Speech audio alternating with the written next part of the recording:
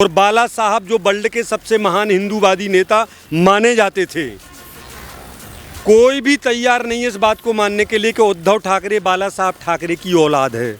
इतना इनने अपने आप को कलंकित कर लिया, निश्चित रूप से कर लिया। हिंदुत्व से इनका कहीं से कहीं तक, दूर से दूर दूर तक इनका कोई संबंध नहीं है।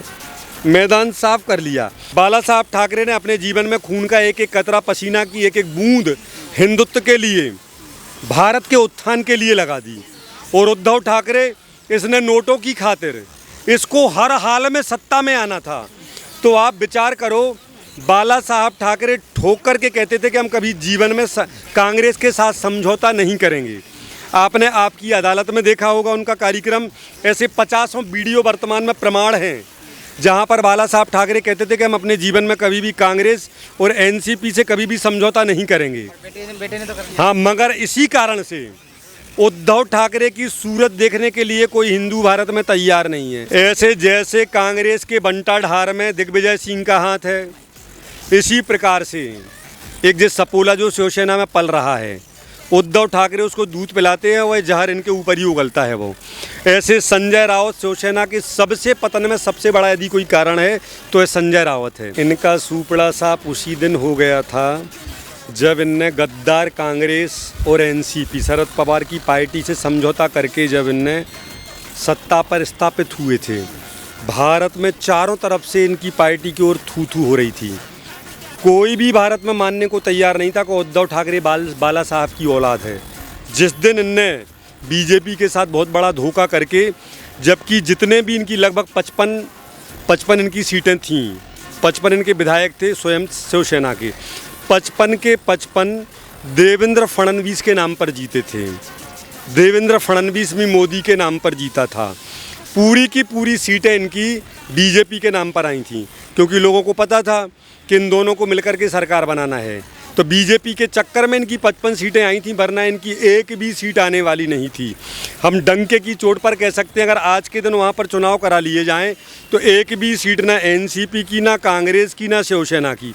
बशर्ते कांग्रेस और एनसीपी की तो सीट एक आध दो आ भी सकती हैं, मगर शिवसेना की एक भी सीट नहीं आएगी। इतना कलंकित इन लोगों ने अपने आप को बना लिया। और बाला साहब जो वर्ल्ड के सबसे महान हिंदूवादी नेता माने जाते थे, कोई भी तैयार नहीं है इस बात को मानने के लिए कि उद्धव ठाकरे बाला साहब ठाकरे की औलाद है। इतना इनने अपने आप को कलंकित कर लिया, निश्चित रूप से कर लिया। हिंदुत्व से इनका कहीं से कहीं तक, दूर से दूर दूर तक इनका कोई संबंध नहीं है। मैदान साफ कर लिया। राज ठाकरे स्थापित हो गया। आगे चल कर के आप देख लेना, देवेंद्र फडणवीस के अलावा अगर महाराष्ट्र की राजनीति में लंबे समय तक कोई चलने वाला है तो नवनीत राणा, राज ठाकरे, देवेंद्र फडणवीस, इनका मामला सब खत्म है। बाला साहब ठाकरे का पूरा फ़ायदा राज ठाकरे को मिलने वाला है। अब यह उद्धव ठाकरे, आदित्य ठाकरे, संजय राउत तो 0/0 हो चुके हैं। पतन के पीछे क्या कारण रहा है? क्या गलती कर दी शिवसेना ने जो ये पतन के पीछे जा रहे हैं? इनके पूरे खानदान को एक ही बात का फ़ायदा मिलता था। बाला साहब को हिंदुत्ववादी होने के नाते, आपको पता होगा पूरे वर्ल्ड में सबसे बड़ी अंतिम यात्रा अगर किसी की निकली थी, याद है आपको?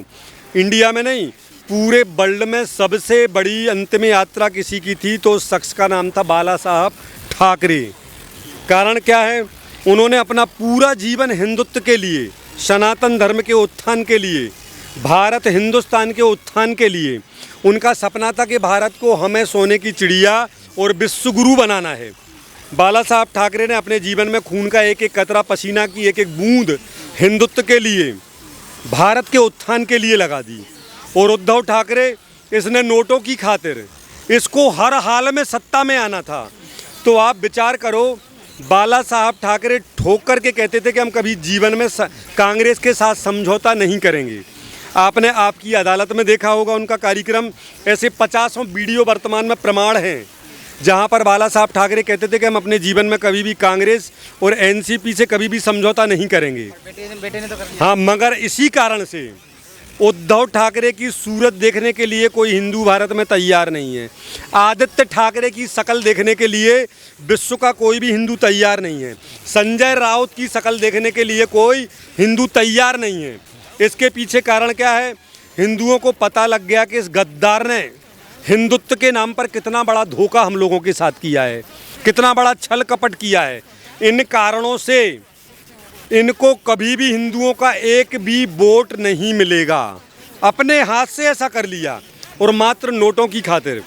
उद्धव ठाकरे को पता था सत्ता मिलने का मतलब प्रतिदिन की करोड़ों रुपए की इनकम।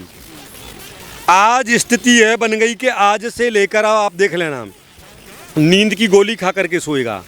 उद्धव ठाकरे, आदित्य ठाकरे, संजय राउत और बचे खुचे जो हमने सुना है कि लगभग 43, 44 या 45 विधायक एकनाथ शिंदे के साथ होकर के इसको छोड़ करके चले गए। वह शुरू से प्रताड़ित थे। एकनाथ शिंदे ने एकदम से ऐसा नहीं किया।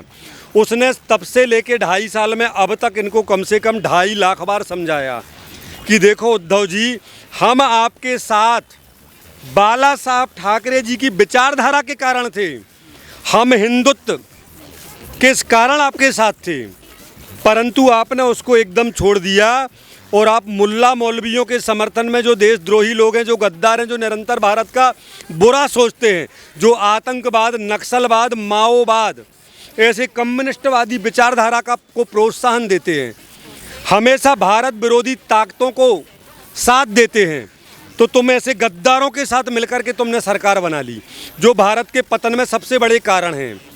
शुरू से उसने बहुत समझाया। जब पानी सिर के ऊपर चला गया, ओवरफ्लो हो गया, तो कुछ ना कुछ निर्णय तो एकनाथ शिंदे को करना ही था। वह कहीं से कहीं गलत नहीं है। उसने अभी भी कह दिया उनसे, जो भी उसके साथ 40 से लेकर के 45 तक विधायक, आप विचार करो 55 में से 40-45 एकनाथ शिंदे के साथ हैं। और मालूम है कौन है? वह विधान परिषद का नेता भी है, उनकी तरफ से बहुत बड़ा नेता है शिवसेना का।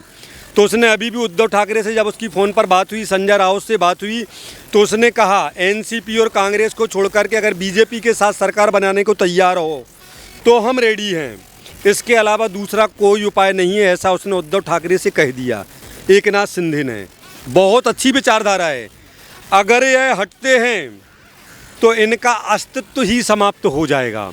एकनाथ शिंदे वाली जो शिवसेना होगी उसको हिंदुत्व का पूरा फ़ायदा मिलेगा, बीजेपी पूरा उनका सपोर्ट करेगी, और उद्धव ठाकरे, आदित्य ठाकरे का तो नामो निशान भारत की राजनीति से ही समाप्त हो जाएगा। इनको कोई भी राजनीति में रखने को तैयार नहीं होगा। हाँ, होशियारी इसी में है। अगर थोड़ी बहुत इनमें बुद्धि अगर नहीं है तो हम जैन साहब से थोड़ी उद्धव ठाकरे बुद्धि ले लेवें। होशियारी इसी में है कि वह एकनाथ शिंदे की बात को मान करके बीजेपी के साथ मिलकर के बढ़िया सरकार बनाए, 2.5 साल तक बहुत महाराष्ट्र पूरे प्रांत के विकास और उत्थान में साथ दें, कदम से कदम मिलाकर के देवेंद्र फडणवीस के साथ चले, तो इनका ब्रिलियंट फ्यूचर हो जाएगा। आगे चल कर के आदित्य ठाकरे, उद्धव ठाकरे का भी राजनीतिक भविष्य बहुत सुंदर बन जाएगा। और इसके अलावा वह कोई भी निर्णय करते हैं वह इनको पतन के गर्त में ले जाएगा, शिवसेना रसातल में चली जाएगी, इनका नाम लेने वाला कोई शख्स भारत में नहीं रहेगा।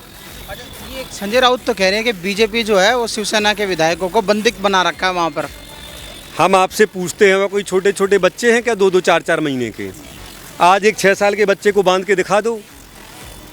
6 साल के बच्चे को भी परिवार के माता पिता बांध के नहीं रख पाते। जन सब कुछ लोग कह रहे हैं कि पतन के पीछे संजय राउत का भी हाथ है। ऐसे जैसे कांग्रेस के बंटा ढार में दिग्विजय सिंह का हाथ है, इसी प्रकार से एक जिस सपोला जो शिवसेना में पल रहा है, उद्धव ठाकरे उसको दूध पिलाते हैं, वह जहर इनके ऊपर ही उगलता है। वो ऐसे संजय राउत शिवसेना के सबसे पतन में सबसे बड़ा यदि कोई कारण है तो यह संजय राउत है। लगातार दिग्विजय जैसे ऐसे बयान दे करके कांग्रेस को रसातल में ले गया। इसी प्रकार से 95% बर्बादी का कारण शिवसेना का कि उद्धव ठाकरे का संजय राउत की सलाह पर चलना, बात बात पर उसको लेकर के चलना, उसकी बातों में आना। जबकि यह बाला साहब ठाकरे का ड्राइवर था, यह बाला साहब ठाकरे के ऑफिस में झाड़ू पोछा लगाने वाला संजय राउत आज उद्धव ठाकरे वो चपरासी नौकर की बातों में लग करके अपना बंटाढार करने में लगे हैं। एक बढ़िया उपाय है कि उद्धव ठाकरे को देवेंद्र फडणवीस की शरण में आ जाना चाहिए, बीजेपी की शरण में आना चाहिए, और सबसे पहले उद्धव ठाकरे को देवेंद्र फडणवीस के चरणों में साष्टांग प्रणाम करते हुए, क्षमा याचना करते हुए, बीजेपी से माफ़ी मांगते हुए कि पिताजी बहुत बड़ी गलती हो गई, हमने बहुत बड़ा तुम्हारे साथ धोखा किया था, अब हमें क्षमा कर दो, अब जीवन में हम ऐसी गलती कभी नहीं करेंगे। अब हम देवेंद्र फडणवीस जी तुम्हें मुख्यमंत्री के रूप में स्वीकार करते हैं और तुमसे क्षमा मांगते हैं, हमें अपनी शरण में ले लो। इनकी शरण में आकर के कुछ बाकी बच सकता है, वरना तो एकदम सब सफाया है। अर्नब गोस्वामी को जेल में डालना, कंगना का घर तोड़ना, हनुमान चालीसा का पाठ ना करना, सुशांत सिंह की हत्या हुई उस पर जांच ना बैठाना, क्या ये सब भी कारण है क्या इनकी पतन का? सब कारण है। जो कुछ भी इनने सरकार बनाने के पीछे, अब जो हिंदू विरोधी लोगों के साथ सरकार मिलके बनाएंगे तो वो हिंदू विरोधी काम तो करेंगे। उनने देखा था जो लोग हिंदुत्व के समर्थक हैं, जो भारतीय सच्ची संस्कृति के समर्थक हैं, ऐसे सब लोगों को इस पार्टी के लोगों ने प्रताड़ित किया। कारण कांग्रेस उनके साथ में 33% के ये तीनों पार्टनर थे, एनसीपी, कांग्रेस और शिवसेना। तो जब कांग्रेस और एनसीपी के साथ वो सरकार बनाएंगे तो उनके पदचिन्हों पर भी चलना पड़ेगा, सब कुछ करना पड़ेगा। जो देश विरोधी जितने भी काम हैं सब कुछ करना पड़ेंगे, तभी तो सरकार चलेगी।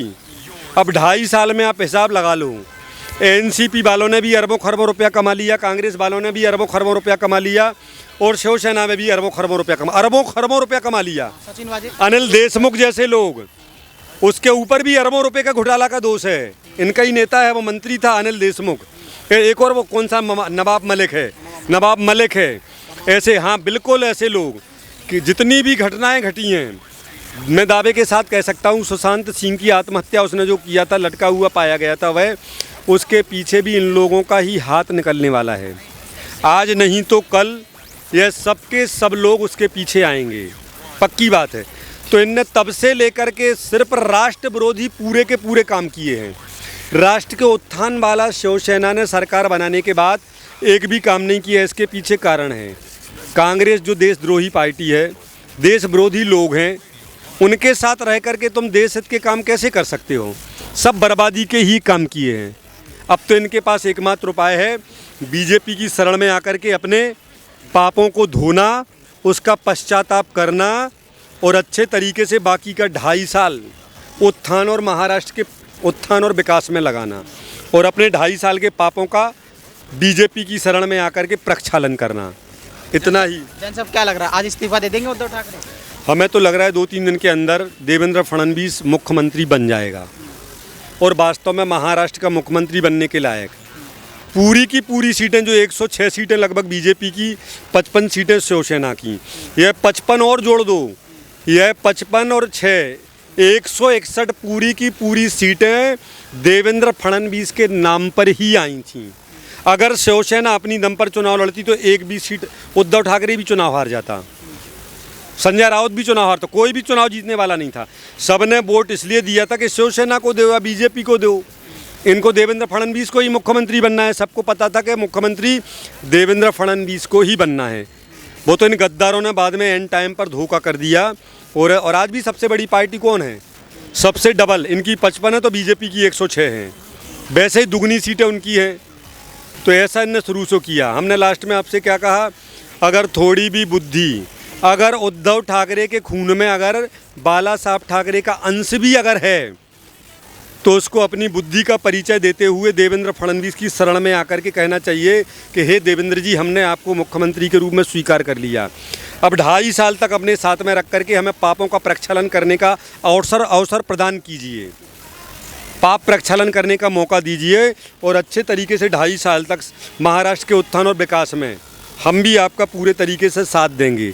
ऐसा आ करके बीजेपी से मिल करके अच्छे काम करके अपने पापों का प्रक्षालन करना चाहिए।